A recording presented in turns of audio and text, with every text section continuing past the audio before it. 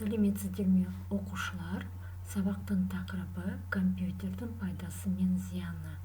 Польза и вред компьютера. Сабақтың мақсаты тыңдалым материалдардың мазмұны негізінде сұрақтарға жауап беру.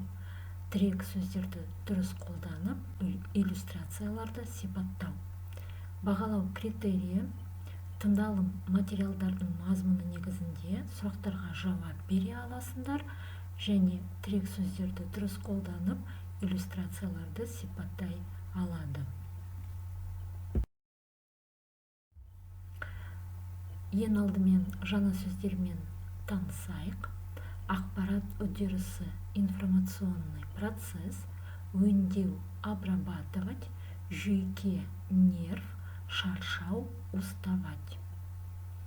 Оқушылар, жаңа сөздерді мұғаліммен бірге қайталайсыңдар және сөздікке көшіріп алып, жаңа сөздер мен сөз тіркестер, сөйлемдер құрастырып үйреніңдер. Новые слова перепишите в словарь. С новыми словами составьте словосочетание и предложение.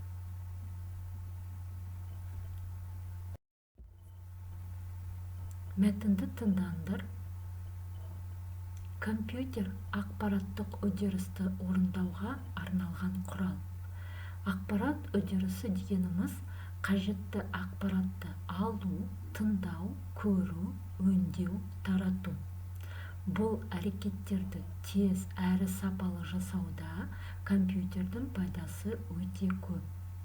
Мысалы, мұғалімдер пән бойынша реферат жазғанда, оның әдемі әрі таза болуын талап етеді.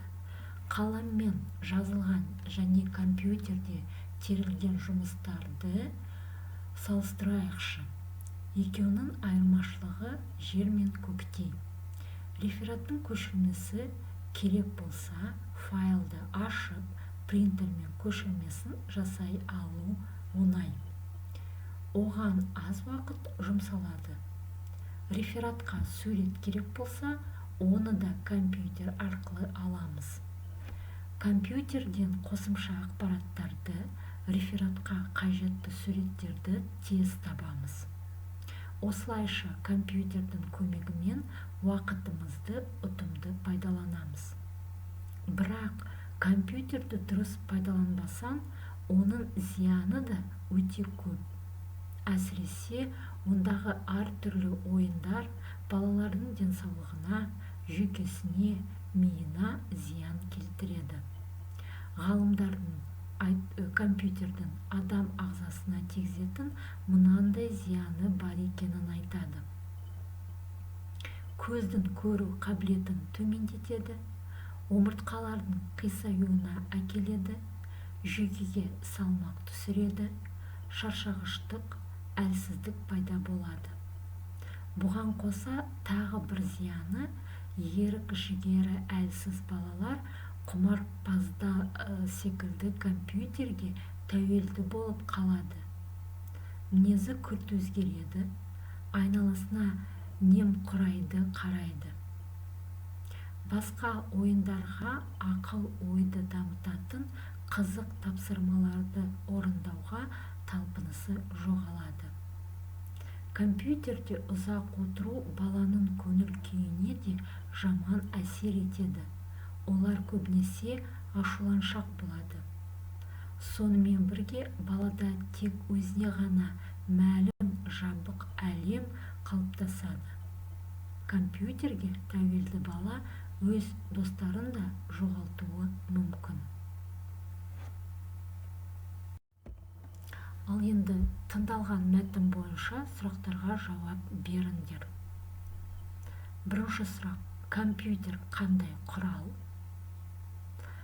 Екінші сұрақ: ақпараттық үдерісі дегеніміз не? Үшінші сұрақ: компьютердің адам ағзасына қандай зияны бар? Төртінші сұрақ: компьютерде ұзақ отыратын баланың мінезі қандай болады? Оқушылар, дескрипторға назар аударыңдар.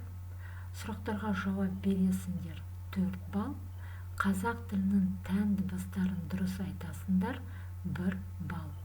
Бұл тапсырма бойынша оқушылар 5 балл жинайсыңдар. Келесі тапсырма: тірек сөздерді дұрыс қолданып, иллюстрацияларды сипаттаңдар. Тірек сөздер: тыңдау, көзді қорғау, музыка тыңдау, ақпарат, көзілдірік, тінтуір.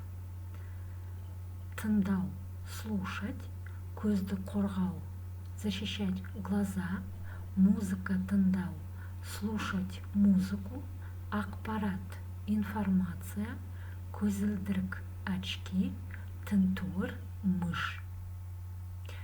Ал енді осы тірек сөздерді пайдаланып, иллюстрацияларға, яғни суреттерге қарап, не көріп отырсыңдар, қандай компьютермен байланысы бар бұл заттардың, және ақпаратты толықтырыңдар, яғни сөйлем құрастырыңдар. Дескрипторға назар аударыңдар. Иллюстрацияларды сипаттады 1 балл, тірек сөздерді қолданды 1 балл, компьютерге не үшін керек екенін айтты 1 балл, сөйлемдер құрастырды 1 балл, және қазақ тілінің тән дыбыстарын дұрыс айтты 1 балл. Бұл тапсырма бойынша оқушылар 5 балл жинайсыңдар. Жақсы оқушылар, ал енді сабақты қорытындылайық. Компьютердің пайдасы мен зияны туралы айтып беріңдер. Яғни бүгін сабақта тыңдалған мәтін бойынша компьютер деген тақырыпта пайдасы мен зияны туралы айттық. Сол есте қандай сөйлемдер қалғанын айтып беріңдер. Үй жұмысына 78-ші бетте 2-ші тапсырма. Бұл тапсырмада өлең жолдарын төменде берілген ұйқасты сөздермен толықтырып оқы. Өлеңді жазып ал және жаттап алыңдар. Қажетті сөздер: нужные слова, көзіңді, тосылма, жасасын, ашасын, төзімді, досына, сезімді, басасын, осында. Вместо пропущенных слов ставьте нужные слова по рифму. Переписать в тетрадь и выучить стихотворение. Сабақ аяқталды.